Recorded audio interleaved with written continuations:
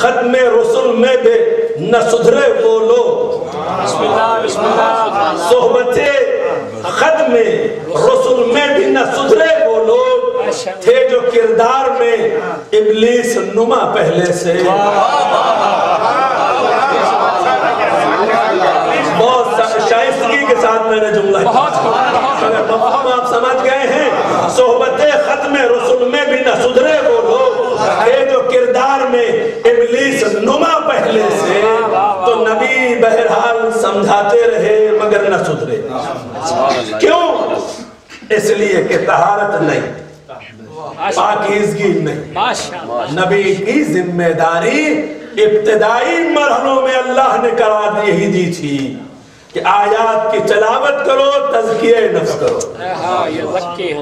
تزکیہ نفس جہاں جہاں ہوتا گیا قلب میں پاکیزگی قائم ہوتی چلی گئی۔ جن کے قلوب طیب و طاہر اور پاک و پاکیزہ ہو گئے انہیں اللہ کے نبی نے کتاب و حکمت کی تعلیم سے سرفراز کر دیا، اور جہاں کتاب و حکمت کا علم مل گیا وہ معرفت نبی اپنے دلوں میں قائم ہو کر کے طیب و طاہر اور پاک و پاکیزہ بن کر کے ایمان کے درجات پہ بلند ہوتے چلے گئے۔ قلب کی طہارت کی صورت میں ایمان کے درجات ان کے بلند ہوتے چلے گئے اور نبی سے قربت اختیار ہوتی گئی انہیں۔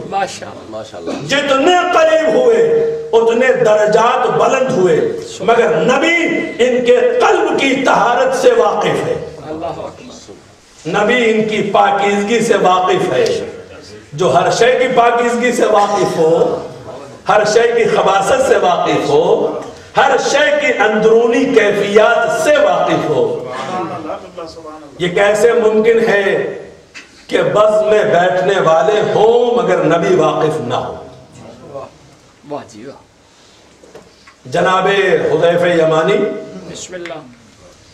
جنہیں رازدار پیغمبر کہا جاتا ہے، سر رسول اللہ، رازدار پیغمبر تھے، تو جناب حذیفہ کو منافقین کے نام پتہ تھے،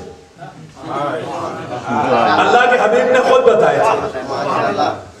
جب پلٹ رہے تھے تو راستے میں، کیونکہ جناب حذیفہ اور جناب عمار یہ دونوں نبی کی سواری کے آگے پیچھے رہتے تھے، لہذا جب کچھ لوگوں نے نبی کے خلاف سازش کی تو جناب پیغمبر اسلام نے ان منافقین کا تذکرہ حذیفہ کے سامنے کیا۔ جناب حذیفہ کہتے ہیں اللہ کے حبیب کیا ایسے ہو سکتے ہیں؟ کہا ایسے ہو سکتے ہیں یا نہیں ہو سکتے ہیں؟ بھئی بہت ساری چیزیں ایسی ہیں کہ جنہیں انبیاء بھی جانتے تھے کہ یہ ہو سکتی ہیں، مگر اپنے یقین کے لیے کچھ چاہتے تھے۔ جناب ابراہیم چاہتے تھے، جناب عزیر چاہتے تھے، تو اللہ نے ان کے سامنے ان حقیقتوں کو ظاہر کیا۔ واقعات آپ کی نگاہوں کے سامنے ہیں۔ اللہ کے حبیب نے کہا حذیفہ یقین کرنا چاہتے ہو تو جاؤ۔ بعض روایتوں کے مطابق حذیفہ گئے، بعض روایتوں کے مطابق بجلی چمکی، سب کے چہرے حذیفہ کے سامنے ظاہر ہو گئے۔ اب حذیفہ کو تو یقین ہو گیا کیونکہ یہ رازدار پیغمبر تھے، انہیں یقین ہوا۔ اب بعض ایسے احباب تھے کہ جو بیچارے اپنے دل کی کیفیت کو نہیں سنبھال پاتے تھے، آگے حذیفہ سے پوچھتے تھے حذیفہ یہ بتاؤ اس لسٹ میں ہمارا نام تو نہیں ہے؟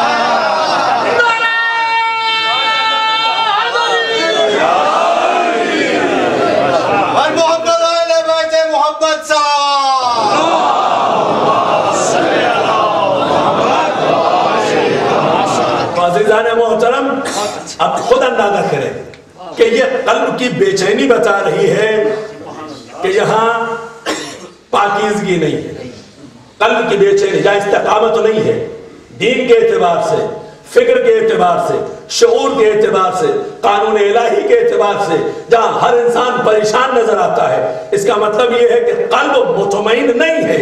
اگر مطمئن نہیں ہے تو پاکیزگی مشکوک ہے۔ اگر قلب مطمئن ہے تو یقیناً خباثت نہیں ہے. اگر قلب مطمئن ہے، قلب مطمئن طہارت اور پاکیزگی کے ساتھ ہے.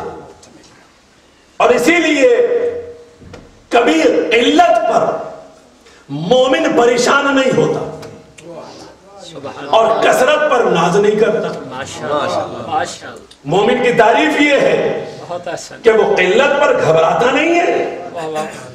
کوئی بھی جنگ اٹھا کر کے دیکھ ڈالیے، جہاں کہیں بھی دیکھ لے، بدر سے لے کر کے آخری منزل تک کسی بھی جنگ میں جب تک مومنین رہے تب تک قلت کے ساتھ بھی نہیں گھبرائے. اور آج بھی اس دور میں بھی اگر صاحب ایمان ہیں تو قلت کے ساتھ ایک گروہ بھی سپر پاور طاقتوں کے مد مقابل کھڑا ہو جاتا ہے. اگر ایمان ہے، استقامت ہے، طہارت ہے، پاکیزگی ہے تو قلت میں قلب پریشان نہیں ہوتا، قلب بے چین نہیں ہوتا. اور اگر طہارت نہیں ہے تو کثرت کے بعد بھی میدان احد میں کثرت تھی، قلت نہیں تھی، مد مقابل برابر تھے. مگر کچھ ایسے افراد تھے کہ جہاں طہارت اور پاکیزگی نہیں تھی، جس کا نتیجہ یہ نکلا اگر طہارت اور پاکیزگی ہوتی تو قول نبی کے بنیاد پر کوئی بھی درے سے اپنے قدم کو نہ ہٹاتا. اس کا مطلب یہ ہے کہ جو نافرمان نبی ہے کیا اسے بھی صحابی کہا جا سکتا ہے؟ جو نافرمان نبی ہے، نبی نے کہا تھا کچھ بھی ہو جائے تمہیں درے سے نہیں ہٹنا ہے، تم تیر انداز ہو، ہم جانتے ہیں کہ درے کے پیچھے دشمن قیام کیے ہوئے ہیں، اگر تم ہٹو گے تو وہ حملہ کرے گا، لشکر اسلام کو نقصان پہنچے گا. میں تمہارے ذہن سے بھی واقف ہوں، تمہیں بتا ہی دیتا ہوں کہ تم مال کے لیے دوڑو گے، میں تم سے وعدہ کرتا ہوں کہ جو سب کو ملے گا وہی تمہیں بھی ملے گا. اس اعلان کے بعد بھی جو نبی کی بات کو نہ سنے،